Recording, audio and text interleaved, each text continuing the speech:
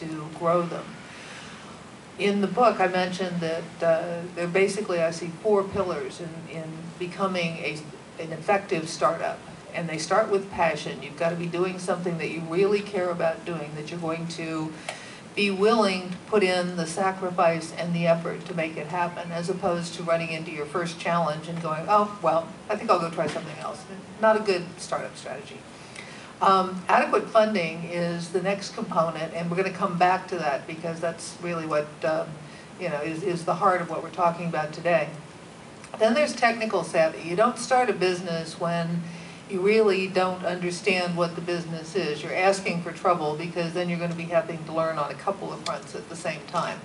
And this gets back to what Joyce was saying. You know, women will kind of dive in and use their own money and credit cards and all that. Men have more of a tendency to say, gee, I'd better figure out what it is that I'm doing. I'd better go and work with somebody who is more or less in the field that I want to work in, so I have a little bit of understanding about the dynamics.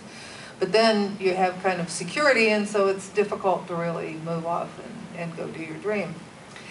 But it is important that you have that piece. You need to know what you're doing. You wouldn't start, for example, a spa while you were still in massage school, or at least I hope you wouldn't. Barbara's had a successful spa, so very interesting. Right. And you were talking about technical. You don't necessarily mean software. No, technical is whatever you are. You know, for example, in the spa business, it's things like knowing how to choose the right cosmetics and body treatments and other components in the spa. It's having, a license to do facials. It's having a license to do massage. It's knowing the technical components of what it is that you're trying to do. And, that's anything from, if you want to be a good street sweeper, you better know how to sweep, to, building your own software company and changing the world with something like Facebook.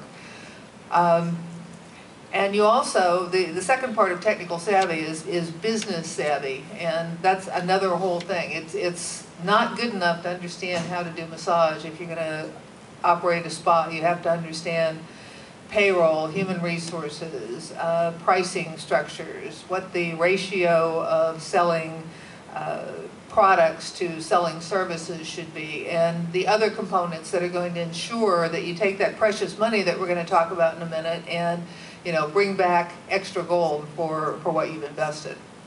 The last component is leadership. And how many of you have a good idea, but every time you want to move forward on it, you come up with yet something else that you want to contribute to that idea? Does that relate with anybody?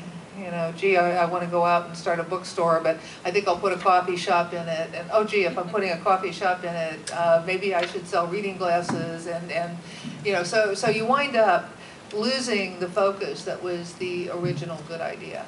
It's so interesting you mentioned that, Barbara, because we have someone in the Vision Board book who did start a coffee shop.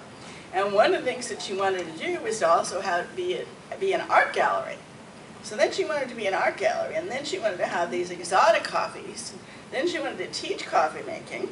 And so it was so many things, and you can look at her vision board in here. It was absolutely so giant, filled with everything, is that she had to open the doors and then realize in the first week she couldn't serve all these masters. And so this was, rather than opening your doors and saying to people, sorry, that gallery's gone. Sorry, we're not going to open those coffee classes anymore. We're not going to teach you to be a barista.